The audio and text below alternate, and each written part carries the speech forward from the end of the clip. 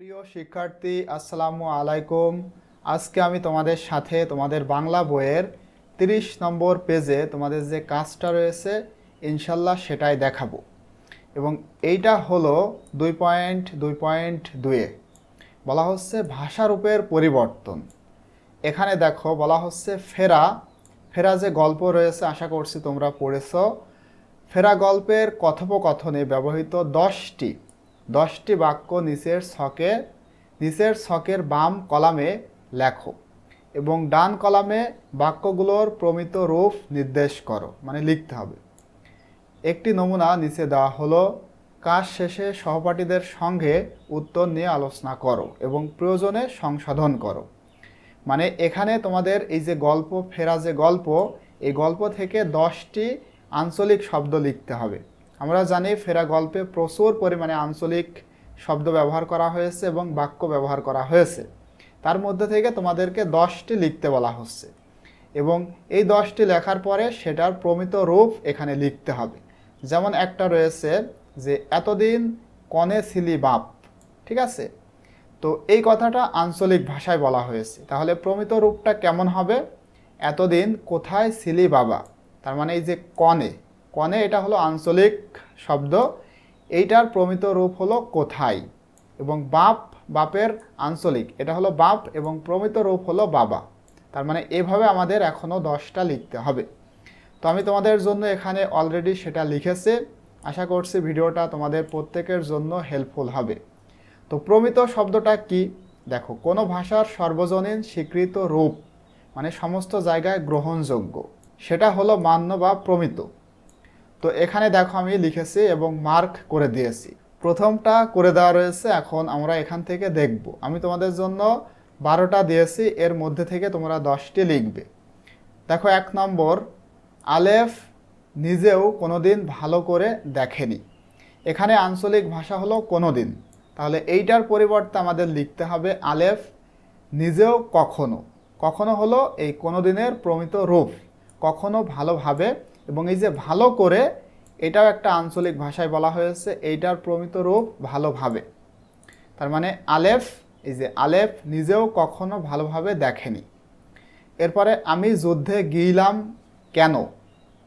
কেন, এই যে গিয়েলাম কেন, এই দুইটাই আঞ্চলিক ভাষায়। তাহলে প্রমিত রূপটা কেমন হবে? আমি কেন, এই যে কেন এভাবে রয়েছে, এটা হবে কেন, আমি কেন যুদ্ধে গেলাম, এভাবে। এরপরে হাঁটু কাটে ফালাইয়ে দিতে হতো, ঠিক আছে? হাঁটু কাটে ফেলাইয়ে দিতে হতো, তাহলে আঞ্চলিক ভাষাটা হবে হাঁটু কেটে ফেলতে হতো। এরপরে 4 নম্বরে, আর তাতে হতো কি আমি মরে যেতাম, এটা আঞ্চলিক ভাষায়। তাহলে প্রমিত রূপটা কেমন হবে? এবং, আর এর পরিবর্তে এবং তাতে কি হতো, এটা দেখো ঘোরানো রয়েছে, হতো কি, এটা মানে প্রমিত রূপে লিখতে হবে কি হতো, এবং তাতে কি হতো আমি মারা যেতাম। এই যে মরে যেতাম, এখানে হবে মারা যেতাম।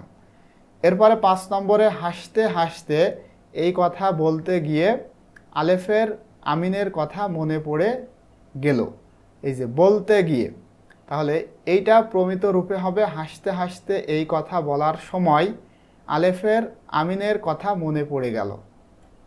এরপর 6 নম্বর, তোমার কোনো বেকায়দা হয়, মানে তোমার কেন বেকায়দা হয়। এইটা, এই যে বেকায়দা, এটা হলো আঞ্চলিক ভাষা, প্রমিত রূপ অসুবিধা।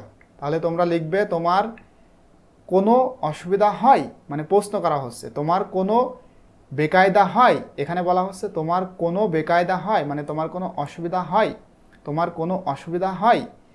এরপরে 7 নম্বরে, আমি ফিরে আইছি মা, বাসে ছিলি তালি, এটা কি আঞ্চলিক ভাষায়। তোমরা যদি গল্পটা পড়ে থাকো তাহলে বুঝতে পারবে। তাহলে প্রমিত রূপটা কেমন?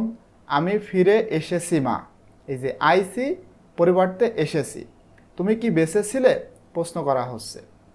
এরপরে জাংটা একটু খাটো হয়ে গেছে, ঠিক আছে? এই যে এটাও একটা আঞ্চলিক ভাষা গিছে। তাহলে জাংটা মানে পা, পা একটু ছোট হয়ে গেছে। আচ্ছা, এই যে খাটো, এইটাও আঞ্চলিক, ঠিক আছে? এটার পরিবর্তে লিখতে হবে কি ছোট। এবং এই যে গিছে, এটার পরিবর্তে গেছে, তাহলে সবই কিন্তু আঞ্চলিক। এরপরে দেখো আলেফের ভীষণ ঘুম পাচ্ছিল। এই যে ভীষণ, এটা হলো আঞ্চলিক ভাষা, এটার প্রমিত রূপ খুব, তাহলে হবে আলেফের খুব ঘুম পাচ্ছিল। এরপরে 10 নম্বরে ভালি কি হতো? ভালি মানে ভালো, ঠিক আছে, আঞ্চলিক ভাষায় ভালি, আর প্রমিত রূপ ভালো, ভালো কি হতো। এরপরে 11 নম্বরে আর একটু উপর দিয়ে গেলে হাঁটুর হাড়টা ভাঙে যেত, আলেফ বলল। তাহলে এই যে দেখো আর, এটা পরিবর্তে এবং, একটু মানে একটু, আর উপর দিয়ে মানে উপরে, ঠিক আছে, উপরে গেলে হাঁটুর হাড়টি ভেঙে যেত, আলেফ বলেছিল, এই যে বলল থেকে বলেছিল। ফাইনালি 12 নম্বর, আলেফ নিজেও কোনোদিন ভালো করে দেখেনি।